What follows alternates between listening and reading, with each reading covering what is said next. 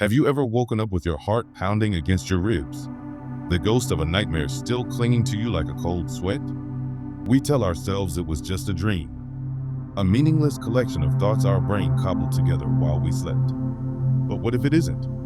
What if, sometimes, the veil between our sleeping mind and the waking world becomes so thin, it tears? Tonight, we're not talking about fuzzy, half-remembered dreams of flying or failing a test. We're delving into something far more chilling. We're exploring 3 true stories from people who claimed their dreams were not just dreams. They were rehearsals, warnings, glimpses into a reality that was waiting for them the moment they opened their eyes. These are stories where dreams didn't just predict the future. They read directly into reality. Prepare yourself. Our first story is about a simple, recurring dream that became a terrifying countdown. This story comes from a man named David, a software developer who lived a perfectly ordinary life in a quiet suburb. For David, routine was comfort. His life was a predictable loop of work, gym, dinner, and sleep, until the dream started. It began on a Sunday night. The dream was simple, almost boringly so. He was standing in his own living room, looking out the front window. It was raining, just a light drizzle. The only thing out of place was his neighbor's porch light across the street. It was flickering erratically.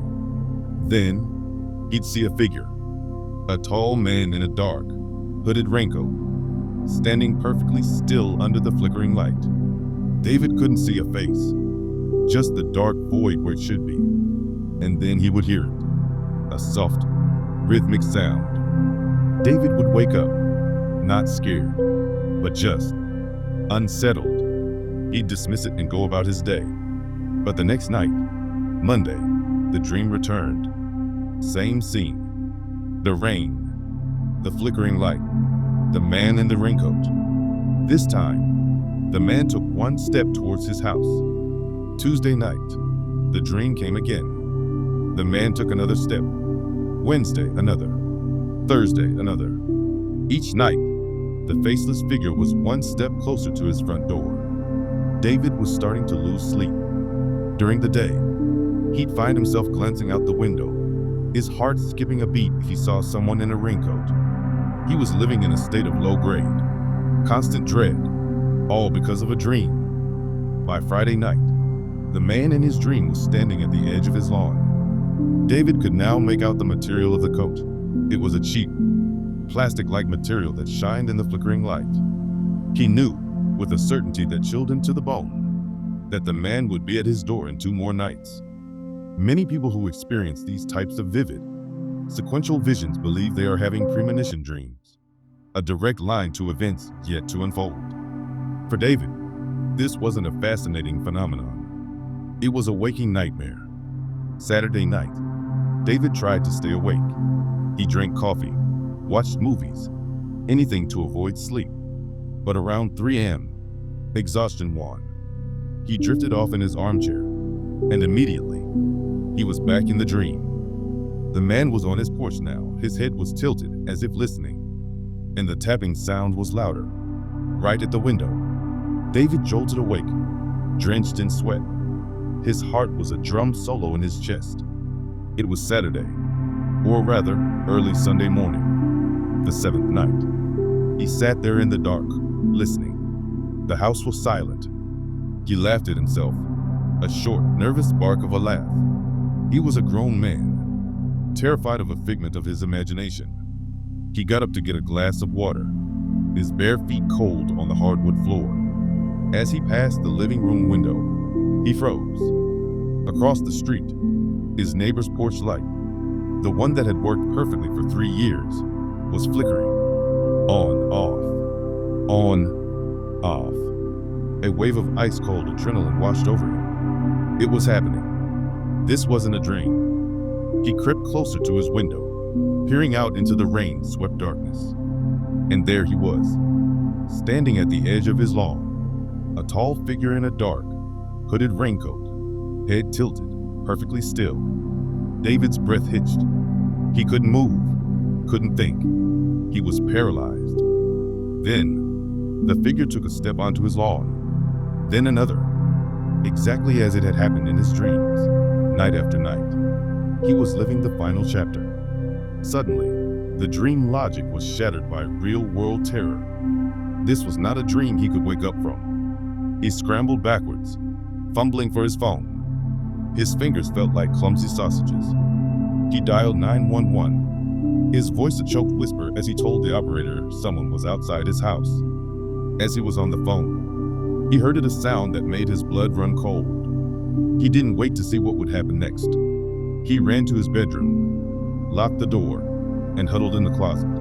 Still on the line with the dispatcher, he could hear sirens in the distance, growing closer. Minutes later, he heard shouting, a commotion, and then silence. A police officer eventually knocked on his bedroom door and told him it was safe. When he finally came out, the officers explained. They had caught a man trying to pry open his living room window. He had a history of home invasions in the area. When they described the suspect, David felt a new wave of sickness wash over him. He was a tall man, and he was wearing a cheap, dark, plastic raincoat to shield himself from the drizzle. David never had the dream again, but he'll never forget it. Was it a coincidence? A manifestation of his own anxieties? Or was his sleeping mind somehow tapping into a future event, giving him a 7-day warning that would ultimately save his life? He doesn't have an answer. He just knows that for 1 week, his dreams read reality, page by terrifying page. Our next story explores a different facet of this phenomenon. It's not about a slow, creeping dread, but a single, explosive vision of the future. It comes from a woman named Maya, and it's about a road trip she took with her best friend, Liam, that went horribly wrong. Or rather, almost did. Maya and Liam had just graduated from college and decided to celebrate with a cross-country road trip. No plans, no reservations, just a map and a full tank of gas. A few weeks into their trip, they were driving through the winding back roads of rural Tennessee. One night, staying in a cheap motel, Maya had an incredibly vivid and horrifying dream. In the dream, she was in the passenger seat. It was dusk and raining hard. Liam was driving. He was leaning forward, squinting, trying to see the road. She felt a lurch in her stomach as the car hydroplaned. She saw a specific image flash before her eyes. A large, solitary weeping willow tree on the right side of the road, its branches hanging low like a curtain. Then, the car broke through a rusted, broken guardrail and plunged nose first into dark, murky water. The last thing she remembered from the dream was the bone-deep cold and the sight of Liam struggling with his seatbelt as water poured in. She woke up gasping for air, her chest tight with panic. It felt so real. She told Liam about it over breakfast, and he laughed it off. Too much gas station pizza, he joked. Maya tried to laugh with him, but the dream stuck with her, a dark stain on an otherwise perfect day.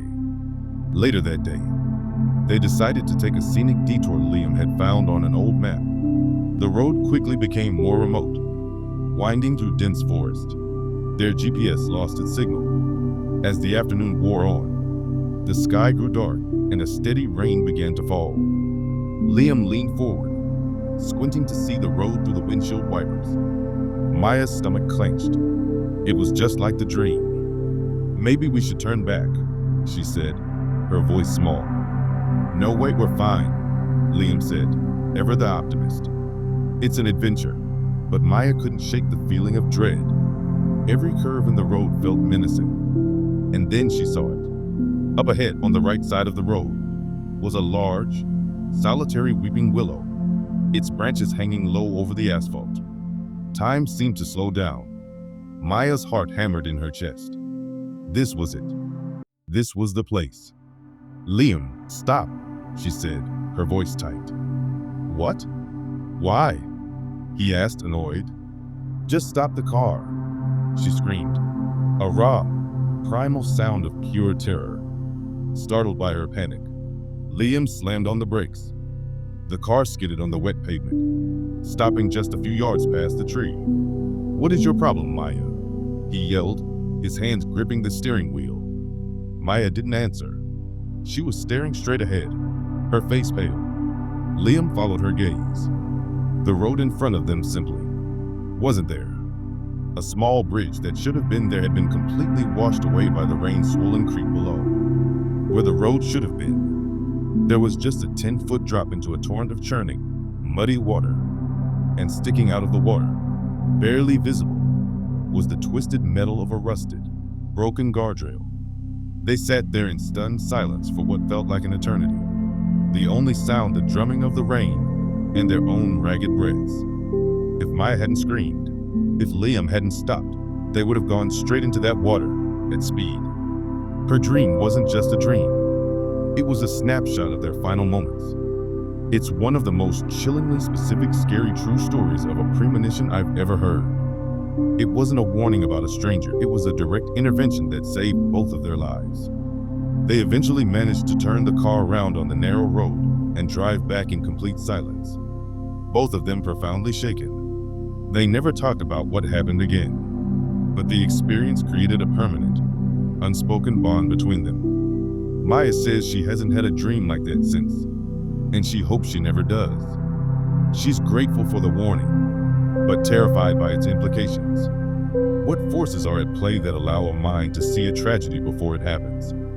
Our final story is perhaps the most unsettling. It suggests that dreams might not always be about the future, but can sometimes be echoes of the past, reaching out to the present. This is the story of a young couple, Clara and Ben, and the dream house that became their nightmare. Clara and Ben had been searching for their first home for months. One night, Clara had a dream. She dreamt she was walking through a beautiful, old house. She knew it was her house. She walked through the living room, up the creaky stairs, and down a hallway. At the end of the hall was a small bedroom with pale blue wallpaper patterned with little faded sailboats. The room was empty, but it felt sad. As she stood in the room, she heard a child's whisper, clear as day, right by her ear. The whisper was so clear it woke her up. He's in the wall. It made no sense, but it left her with a deep sense of unease. 2 weeks later, their realtor called, excited. A house had just come on the market, an old Victorian that had been vacant for years. It was at the top of their price range, but she thought they'd love it. The moment they pulled up, Clara felt a jolt of recognition. It was the house from her dream. She tried to brush it off as a coincidence. Inside, the layout was exactly as she dreamt it. The creaky stairs, the long hallway. When they got to the end of the hall, her heart was pounding. She pushed open the door. The room was empty, the floorboards bare. But on the walls was the faded, peeling wallpaper, pale blue, with little sailboats. Ben was in love with the house character. Clara was terrified. She told Ben about the dream, about the whisper. He was sympathetic but rationalized it. They looked at hundreds of listings online. She must have seen pictures of this house and forgotten. It was a logical explanation, and Clara, wanting it to be true, agreed. They bought the house. The first few months were wonderful. They painted, repaired, and poured their love into the old home. But the small bedroom at the end of the hall always felt wrong. It was always colder than the rest of the house. Sometimes, Clara would think she heard faint sounds coming from that room, a soft cry, or a whisper she couldn't quite make out. They decided to make it a guest room. One day, while Ben was stripping the old sailboat wallpaper, he noticed a section of the wall that sounded hollow. Thinking it might be water damage, he took a crowbar and carefully pried away the plaster and laughed. Behind it, there wasn't wiring or plumbing. It was a small, dark, hidden space like a secret closet that had been sealed up. And inside, sitting in the dusty darkness, was a small, wooden toy chest. Their hearts pounding, they pulled the chest out into the light. It was full of a child's treasures, a worn-out teddy bear, a few marbles, and at the very bottom, a small, leather-bound diary. The diary belonged to a boy named Thomas, who lived in the house in the 1920s. As they read, a horrifying story unfolded. Thomas wrote about his uncle, a cruel man who would punish him for the smallest things by locking him in the whispering place. the hidden crawlspace in his bedroom wall. The diary was filled with his fear. The final entry was short and scrawled in a shaky hand. It said, "Uncle locked me in. He says he won't let me out this time. I can't breathe. He's in the wall with me." They stopped reading. A cold, heavy silence filling the room. He's in the wall. Clara's dream wasn't a premonition. It was an echo, a message from a little boy, trapped in time, his trauma soaked into the very fabric of the house. The boy's spirit wasn't warning her about a future danger, but telling her about a past horror. This kind of event, where history seems to imprint itself on a location, is a cornerstone of unexplained phenomena. They called the police. Research into the town's history confirmed the story. The uncle had reported the boy as a runaway. He had sold the house shortly after and left town. No one ever knew what really happened. The boy's remains were never found, but Clara and Ben knew where he was. He was in the walls. They couldn't stay. They sold the house at a loss, disclosing everything they knew to the new buyers. Clara's dream didn't save a life, but it solved a century-old tragedy and gave a voice to a boy who had lost his. It proves that sometimes the barrier between our world and the past is just as thin as the one between waking and sleep. 3 stories. 3 people whose lives were forever changed when their dreams refused to stay in their heads. Were these simple coincidences? Were they the product of overactive imaginations? Or are we all capable of tapping into something deeper? A flow of information that exists just outside our normal perception. A place where future, past, and present all bleed together. What do you think? Have you ever had a dream that came true in a way you couldn't explain? Let me know your own stories in the comments below. I read every single one. And if these stories left you with a chill down your spine and a few more questions about the world we live in, do me a favor and hit that like button. It really helps the channel out. And if you want to explore more unexplained mysteries with me, make sure you subscribe and ring that notification bell so you don't miss our next journey into the unknown. Stay safe, and perhaps tonight, sweet dreams.